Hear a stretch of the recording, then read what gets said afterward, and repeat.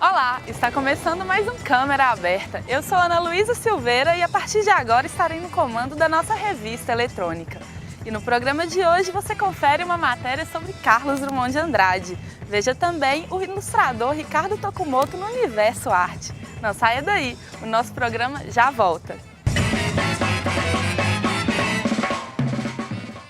Nascido na cidade mineira de Itabira, Carlos Drummond de Andrade formou-se em farmácia, mas encontrou a sua verdadeira vocação na literatura.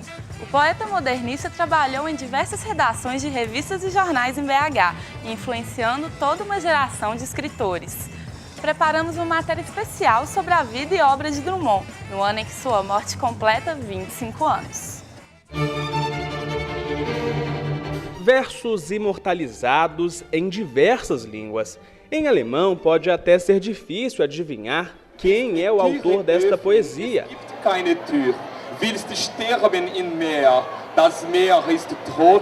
Em latim também. Nox est frige facta, et quid nunc Joseph, et quid nunc et tu. Mas e em português? Quase impossível não reconhecer uma das obras mais famosas de Carlos Drummond de Andrade. E agora, José?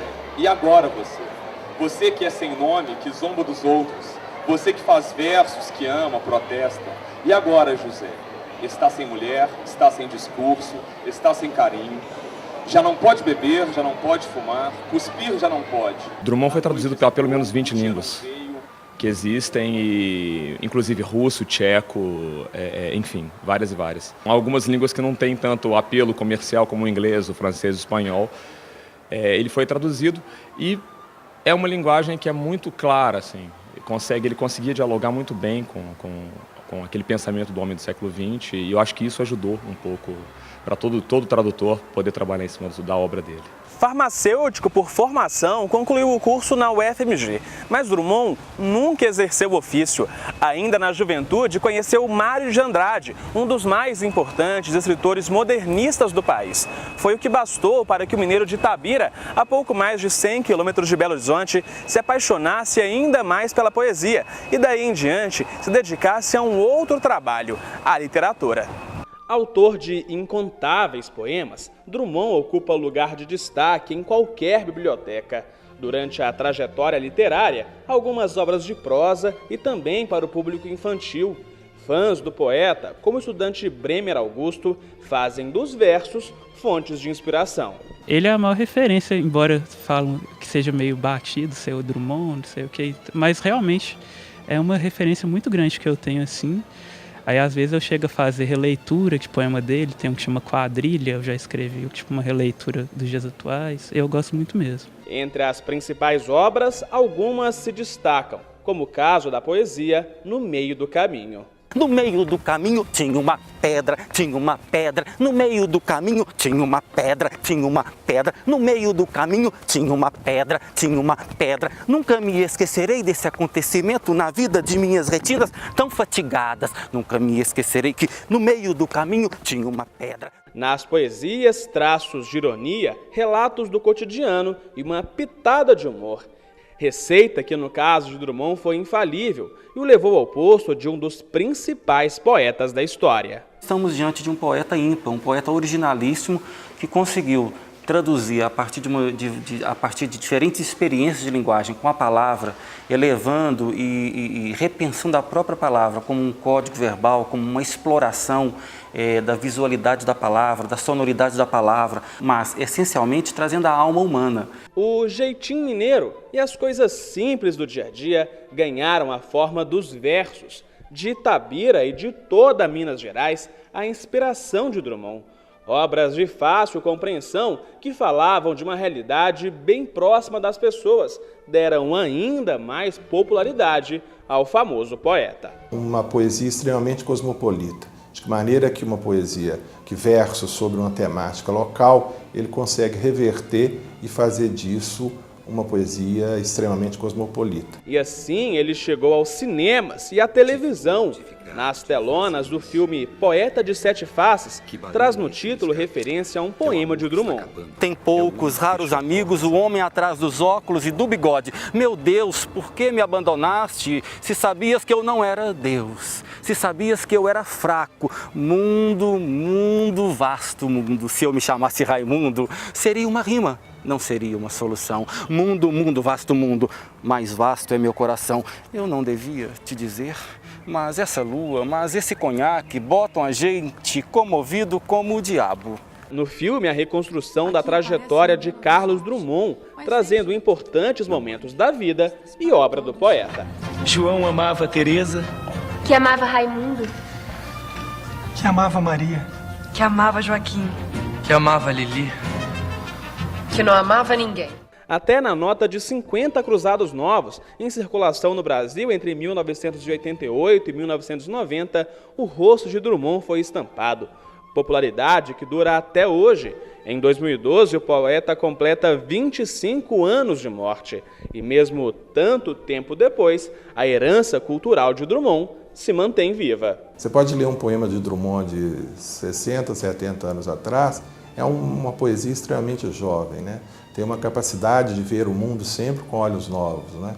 Eu acho que é imprescindível para qualquer jovem que goste de literatura, goste de arte, goste de cultura, que tenha uma leitura de Drummond. E que os versos do poeta continuem a se espalhar pelo mundo, levando pelas palavras um pouco de Minas Gerais, servindo de inspiração para jovens poetas e até mesmo para se fazer música. E agora, José? E agora você?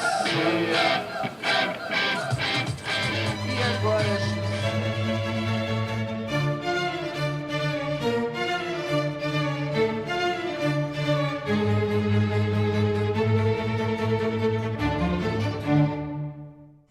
Ele começou publicando informativos simples e fanzines, até que decidiu colocar suas tiras em um blog. Ricardo Tokumoto é ilustrador e cartunista por trás do riotiras.com, site que existe desde 2007 e conta com tiras relativamente engraçadas todos os dias.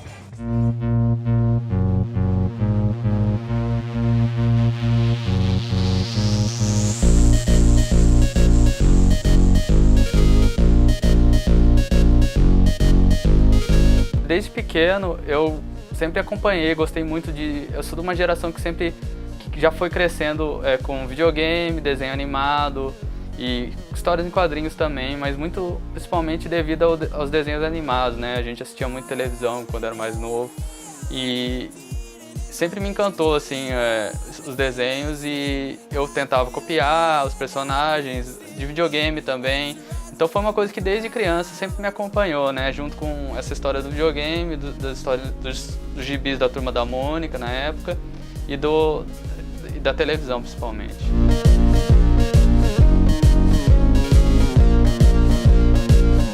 No ensino médio, eu fiz um ensino médio junto com um técnico e eu fazia informática, né, no caso. Então, nesse momento, eu fui vendo que existiam as áreas de programação, de computação gráfica, e eu fui vendo que realmente as partes de programação não me interessavam tanto, e a parte de computação gráfica, que mexia mais com a parte visual, foi me interessando mais, e eu fui vendo também que existia a possibilidade de eu estar direcionando mais para isso, e não só para a parte do design, mas até para a própria questão da ilustração mesmo, né? E fui tomando gosto e vendo que existia essa possibilidade, eu fui direcionando para o profissional até escolher fazer a Faculdade de Belas Artes e correr atrás mesmo de estar vivendo de desenho, de arte.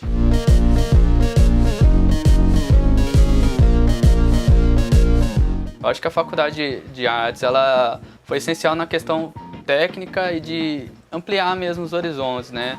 Então eu pude ter contato com muito material de desenho, de pintura, pude experimentar muito e pude conhecer inúmeros artistas assim, que influenciaram muito, influenciam até hoje no meu trabalho, mesmo não tendo uma ligação direta no estilo. E eu fiz a habilitação de cinema de animação, né, que foi assim, desde pequeno, como eu disse, eu gostava de desenhos animados, foi a faculdade de cinema de animação foi meio que saindo desse gosto de criança. E eu acho que o desenho animado e o quadrinho, eles estão meio que muito próximos, assim. Eu acho que tem uma proximidade muito grande. Eu acho que, assim, tem muito a ver, né, a ilustração e os quadrinhos.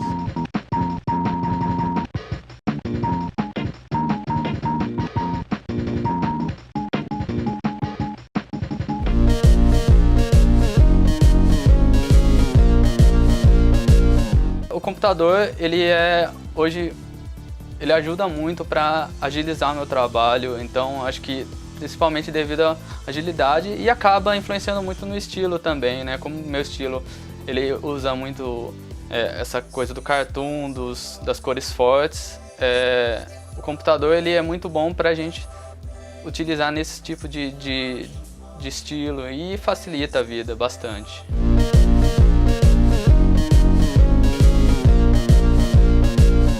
As ideias, elas vão surgindo assim, na verdade elas não têm um momento certo que eu sento e falo, agora eu vou ter a ideia. Elas vêm muito no dia a dia mesmo, como eu disse, meu estilo, ele tem um pouquinho do cotidiano e eu misturo muito com referência pop, é tudo muito reflexo do que eu vivo mesmo, né? Então eu assisto muita coisa, leio muita coisa, jogo e essa influência do que eu consumo, mais as situações do cotidiano que eu gosto de tratar nas tiras, elas acabam sendo o material para eu ter as ideias. Então surgem conforme eu vou no dia a dia mesmo, né?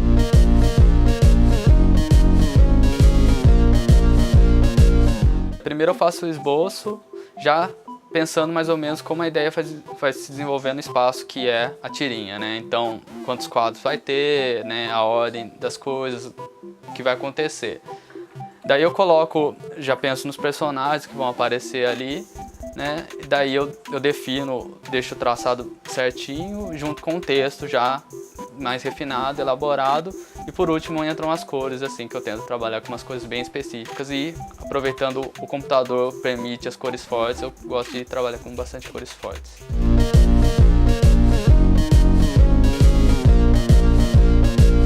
Tem uma que, como eu gosto de fazer essas referências à cultura pop, né, é o Jaspion, no aniversário dele, daí ele vai cortar o bolo. E como acontecia nos seriados antigos, quando ele cortava o monstro explodia, o bolo também explode atrás dele, na posição que ele ficava quando matava o monstro, né? Então acho que o pessoal que da minha geração, que assistiu o Jaspion e viu a tira, gostou bastante, assim, entendeu a referência e foi o que eu falei, mistura nessa coisa cotidiana, né? Aniversário dele e mistura essa coisa surreal, né? Que é as coisas explodindo.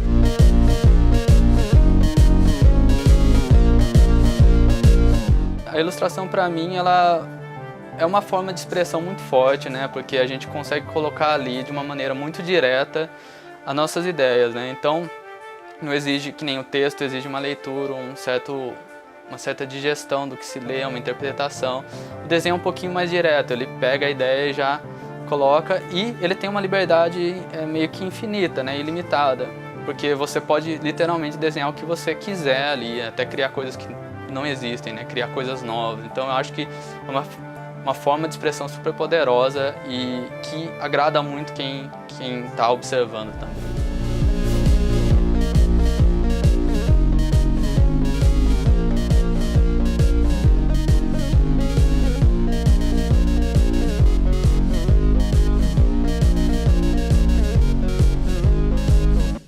A edição de hoje está acabando, mas a gente se vê no próximo programa. Continue acompanhando a nossa programação pelo site ufmg.br/tv, no Twitter que aparece aí na sua tela e no facebook.com/tvufmg. Até mais!